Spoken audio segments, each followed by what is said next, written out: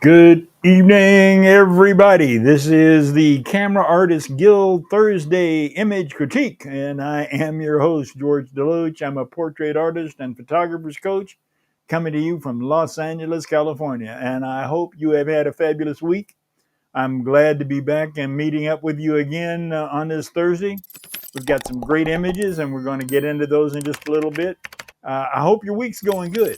Wow. Okay, you guys, let's get on over to the images and let's just see what we're doing. We're going to turn around and get ready to go. Okay, the first image is by John E. Bauer. And John, you always you've got a distinctive style that's evolving where you like putting the sunlight at low angle, so it's late afternoon, approaching golden hour. But you like to put that light behind the subject and then shoot into that light, and it's an interesting style. There are several people that have worked at it. One of the people that's done a little bit of it is Joel Grime. There are a couple others out there. This is the beginnings of a really cool image. Now, there's a couple of things you have to remember. When you let the light source, the sun, come through the subject here, where it's coming through the hand. Now, that may be intentional because that's the way you look at it. But what that will do, now, if you want to do this, and if it's something that you've chosen to do, then good enough. It's not up to me to say, what's good or bad. But I just want to point out something. When that light comes through there, it flares the lens. It goes into the lens, it travels across the surface of the lens, and it degrades the image as far as contrast and saturation in and around the area near the lens.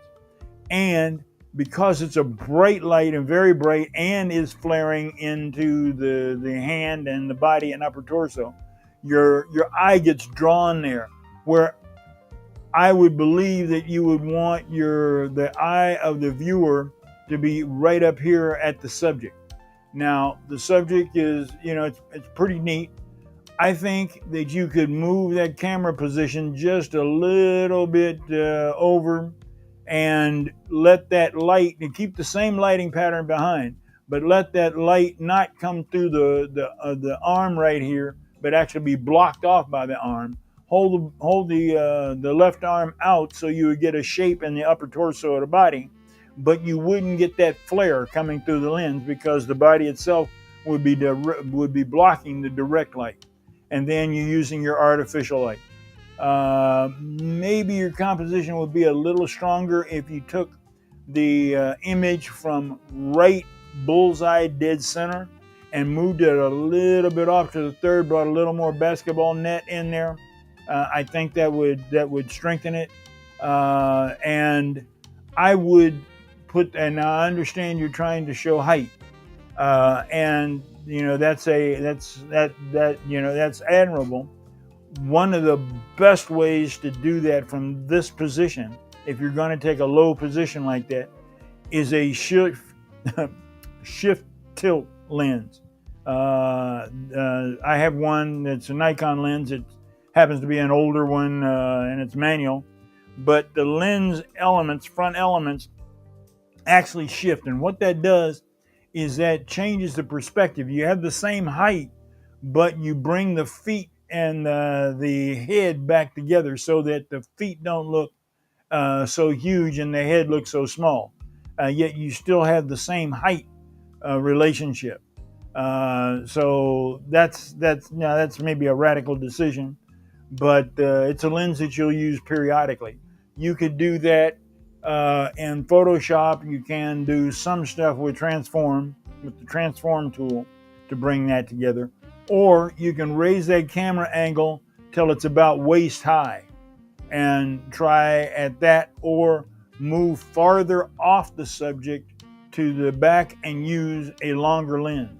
Now, I don't know what length lens you were using at the time, but maybe you back off and use a 200, and then you could keep the same height, but the distortion wouldn't be quite as radical.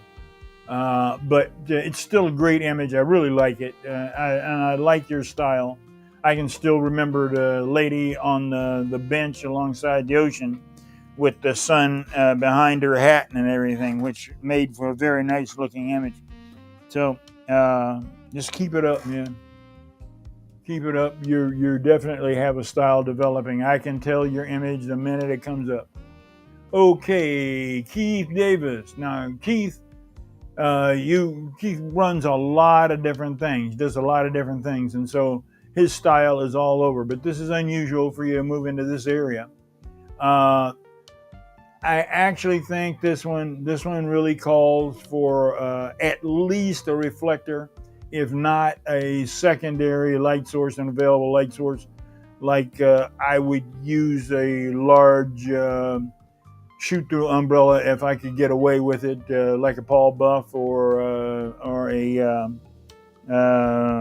soft lighter, something like that.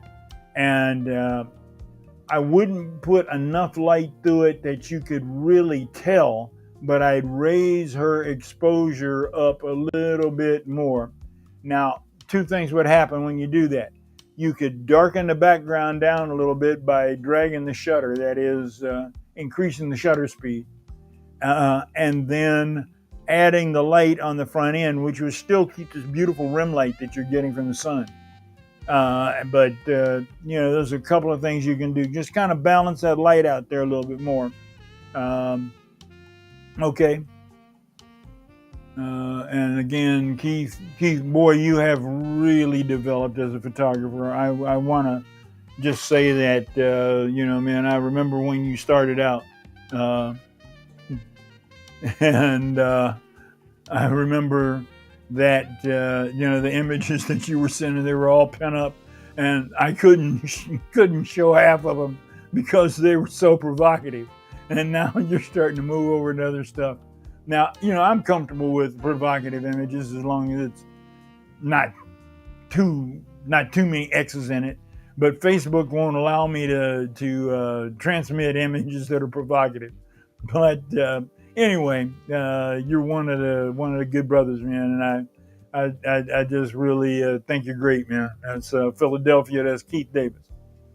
Okay, Al Cabrera. Al, you are outstanding. And again, your style has really come up. I love the way you are doing everything. I understand the wide angle. I don't know whether I would use that wide angle of lens if I could get back a little bit farther. You've got some keyholing happening here with the church, and not keyholing, but perspective. The church leans into the center of the image rather than being straightened up. So you could probably get away with doing some retouching to it. Your lighting and your position on the model is very nice. All in all, it's a great image. But you always do good stuff, man. You always do. And sometimes I struggle to try to figure things out that I can help you move up to the next level. But one thing that also might help, just think about it, using a grid on your light source, which would focus the light up here on the model, but it would taper off some into the hand region. So this hand wouldn't be so bright in a predominant portion of the image. It would just, and the dress itself would not have all of the light on it. So it just means using a grid and positioning it a little bit. But wow, I even like the exposure, and that's a gift to get that street light on and it be the proper brightness to fit in with the overall scene and not be out of exposure. But everything from the backlighting of the sun, the street light, the model, yeah, good stuff, Al. Keep showing it.